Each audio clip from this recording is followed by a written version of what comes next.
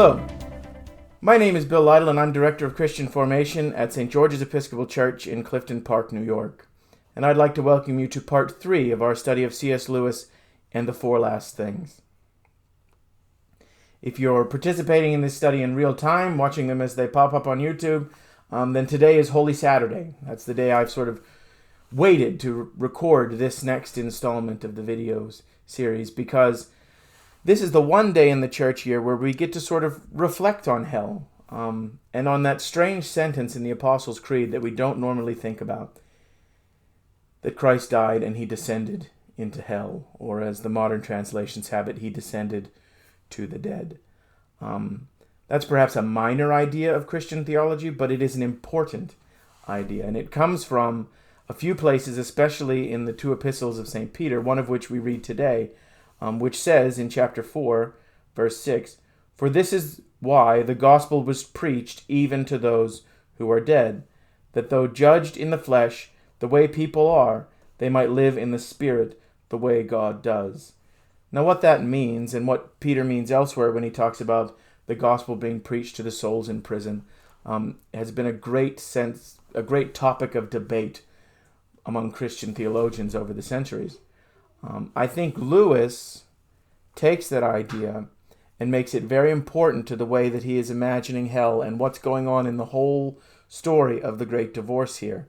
And so it's important for us to think about what that means, that the gospel is being preached to the souls in prison, that the gospel is being preached to the dead, that Christ descended into hell. Now, in a lot of ways, Lewis is building on Dante, of course, on the Divine Comedy, on this journey, the very idea of a journey through hell and into heaven. And in Dante, if you're familiar with the Inferno, you'll know that as Dante and Virgil travel through hell, they find the place in a state of ruin. All the walls, all the roads, all the bridges, all the buildings are falling down. There's signs of there having been a great disaster there. And the way that that's explained is that all that ruin happened when Christ descended into hell. And so Dante has a very linear view of time. Christ's descent into hell is something that happened at this point in time, and Dante is at hell at this point in time and can see the result of that past action having happened. For Lewis, in his imagination, time functions very differently. And that shouldn't be a surprise to anyone who's read the Chronicles of Narnia.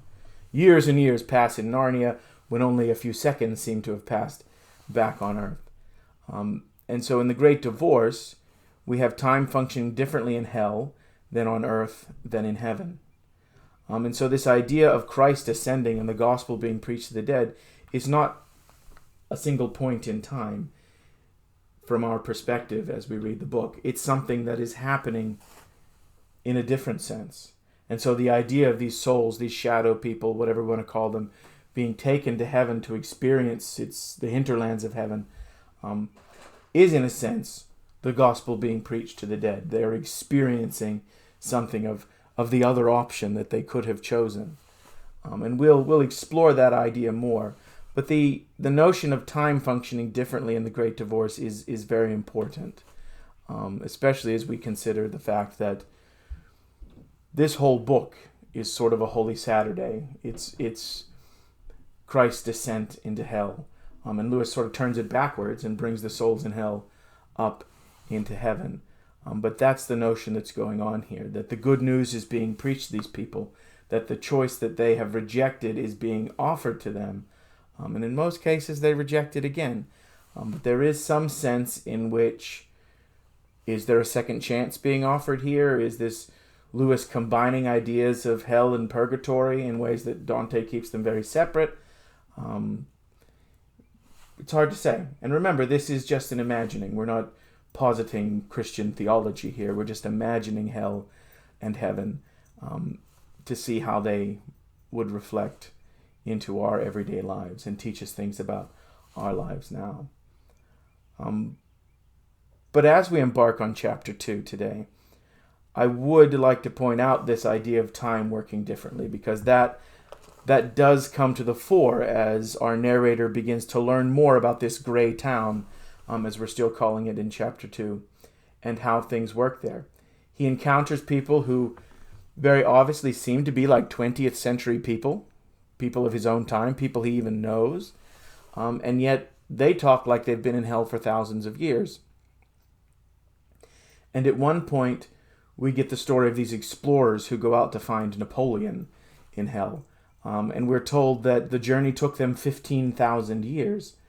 Now, The Great Divorce was written in 1946, and Napoleon died in 1821.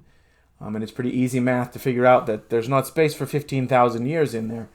And so there's something different going on with how time passes in hell. And we'll see later that time passes differently in heaven as well, almost in the opposite way. Whereas in heaven, it's always today. In heaven, it's always now. That the passage of time doesn't seem to even be noticed. In hell, it's noticed even more than on earth. That it's not now or today, that it's always yesterday in hell.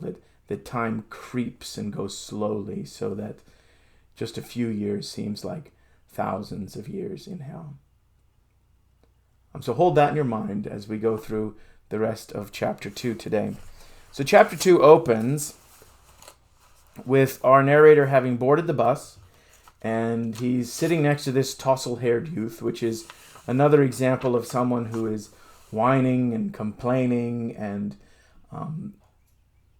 really having this sort of self-righteous, self-obsessed attitude that all the souls in hell have, that we have seen last time we were together.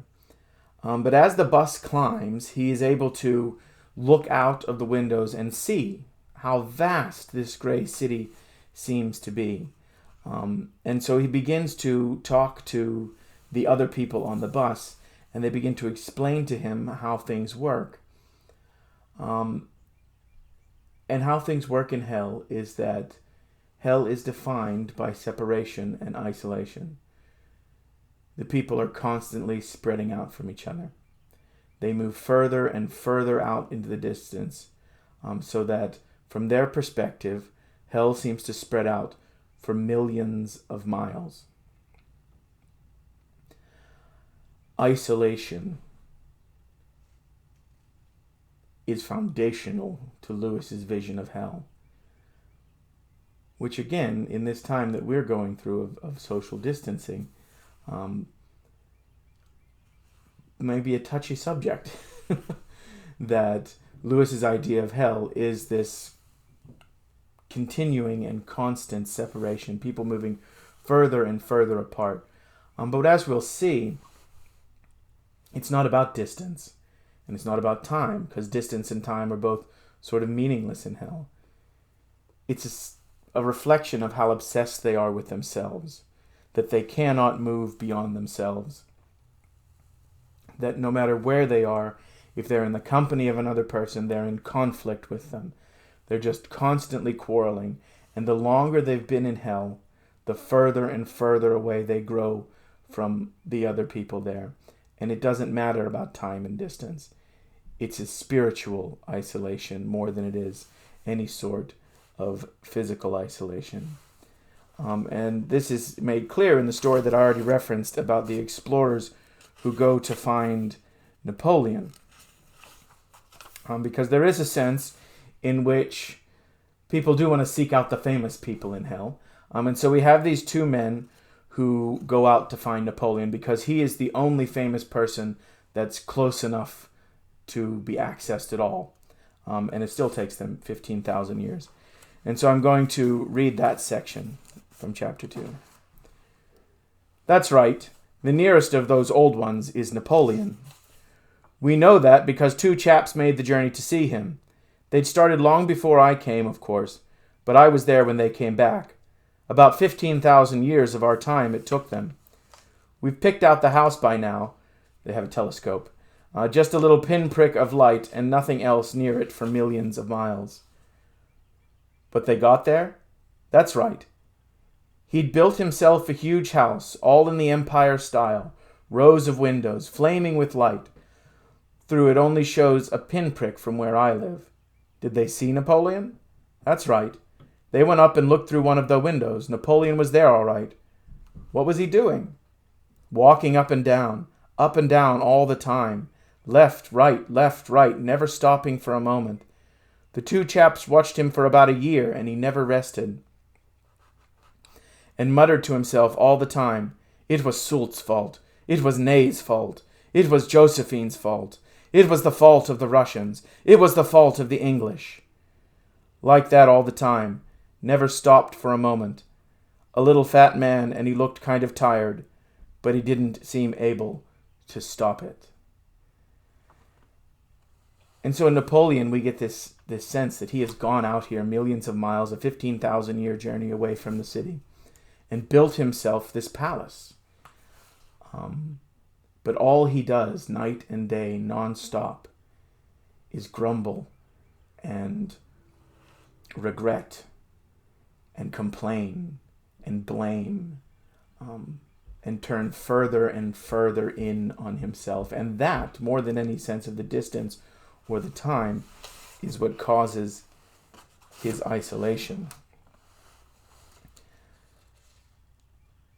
We also see in this chapter that the souls in hell have no needs, which is very strange. They can have whatever they want. Napoleon can go out and with a thought build himself this palace. The people build houses, and they have food, and they have everything they want, but they lack the capacity to enjoy it.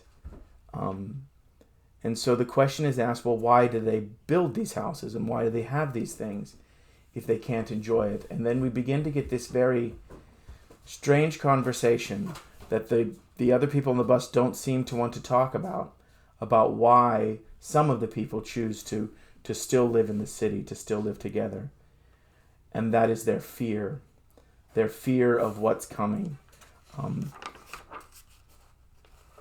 which is important for us to consider. There is one motivating factor in hell that overcomes their desire to be separate from each other, and that is fear. They have no needs. He encounters the capitalist in the book who's going to heaven to bring back something he can sell, so that the people will congregate. They'll live near where he's selling things so that they can get them. And he complains that the problem in hell is that the people have no needs, that they can live so far apart. Their only motivation is not need. Their only motivation is fear that night is coming. They live in this perpetual twilight, and they're terrified of what will happen when the sun finally sets. And this is an idea that Lewis borrows from Dante. There is that notion in the Inferno as well, that something worse than what they're experiencing now is coming. And so the people in Lewis's great town, they build these houses that don't keep out the rain. They live together with people they can't stand, but are still just as socially isolated as Napoleon, millions of miles away, spiritually isolated. But they stay together, some of them, because of their fear of the twilight. Now, there is the notion that this twilight is not going to happen. We have this other voice on the bus who dismisses that all and says that it's not a dusk, the sun's not setting, the sun is rising, who even goes on to say that they have been liberated in hell, who talks about hell as if it were heaven, that these people should be happy that they are where they are. But in the end, it's two things that dominate the life of the people in hell. Isolation, spiritually, more than anything else, from each other, from themselves, from their own bodies, from nature, from the material creation, but obviously especially from God. And then the other factor is their fear of the coming night. They don't know what that will bring, but they're afraid that it will be worse than what they have now. So what does that say about our life now? Well, as I've already mentioned, we can think more about isolation in these days than we might normally, especially for those of us who are living completely alone, who who this social distancing means that they're in their homes by themselves. But of course, this is a very different kind of isolation. This is not a spiritual isolation, or it doesn't have to be a spiritual isolation, even if it is a physical one. And I'm sure we've all heard stories, I know I have, and I've experienced it, of people actually coming spiritually closer together now than they were before. Families, neighbors. I know that even in my own experience, from a significant distance, but I see more of my neighbors than I've ever seen before. The streets are empty of cars, but they're full of people walking all the time. And there is even though we can't be physically together, in my own neighborhood, I'm beginning to feel even a greater sense of community than there ever was before. And I hope that's true of your experience of your own neighborhoods, of your own families, and of your church community as well. That this is a time where, even though we can't be together physically, we've found ways to come together spiritually. Because this distancing that we're engaged in is not about anger, and it's not about resentment, and it's not about the self-obsession like in hell. It is about love. We're doing this out of love for one another. And it is about life, about preserving life. And I think that makes this a very different kind of thing. And so I would not want any of us to think that what we're experiencing now is the sort of thing that Lewis is talking about when he describes the gray town, where he describes how the people exist in hell. That isolation is a spiritual isolation, and it is something that each and every one of us living now in this time and in every time have to fight against. And distance and time, just like in hell, have nothing really to do with it. We can be socially isolated from people and be right next to them. Spiritually isolated from people and be right next to them. And we can be spiritually connected to people and be at a great distance from them. The last thing I'd like to reflect on this Holy Saturday is the notion, as we move from Good Friday now into Easter, that even this spiritual isolation that these souls suffer in hell, even that was something that Christ took upon him on the cross, that he did away with it, and that the only reason that these souls in hell continue to suffer it is because they choose to. And I think that's important as we go back to the beginning of our conversation, that the gospel was preached to them. And as we imagine with Lewis, this bus trip to heaven, that they can leave hell whenever they want. And I don't think that may be an idea you haven't considered much. But I do think, if you read the Bible close enough, that that's actually consistent. That no one is forced there, no one is imprisoned there, that everyone is there voluntarily. That they stay there because that is where they have chosen to be and where they want to be. Even in Dante, the gates of hell are all broken down. Nevertheless, the reason that we can say that even that spiritual isolation of hell, that separation from each other and from God, even that is not an insurmountable burden, boundary, is because Christ took that even on himself on the cross. And perhaps that's the heaviest burden he bore on the cross. My God, why have you forsaken me?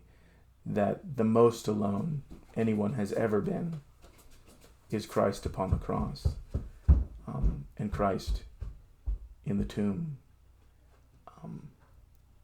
And yet, tomorrow we shall celebrate the destruction and the defeat of that isolation as Christ rises again and makes the way for all of us to follow to that place where time and distance are also meaningless, but in a very different way, and where we do not grow further apart, but we always grow closer together with ourselves and with each other and with God.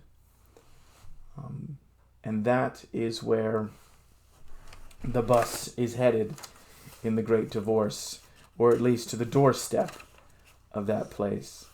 And as the bus climbs, and as they leave hell and the sunlight of heaven begins to come through, you get a very palpable feeling of how painful that is to the shadows, to these people who have come from the gray town.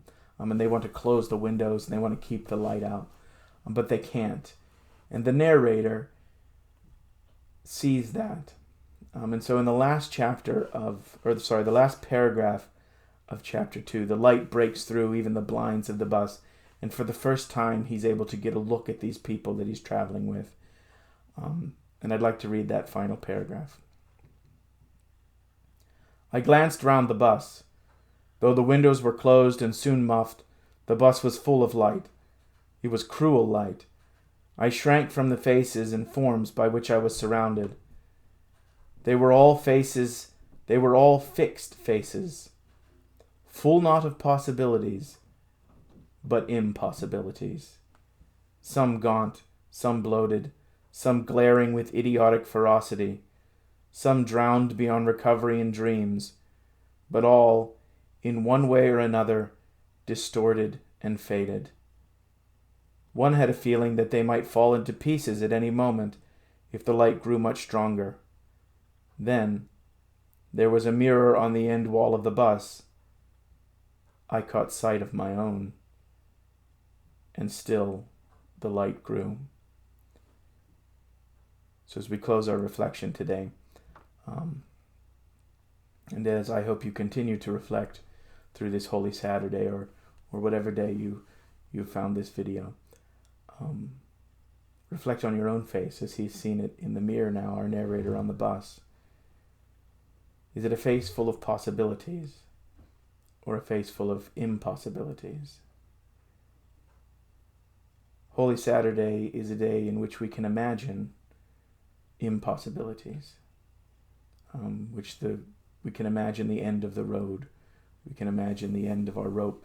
We can imagine loneliness and despair in a way that we might not consider on other days of the year. Easter, however, is coming quickly.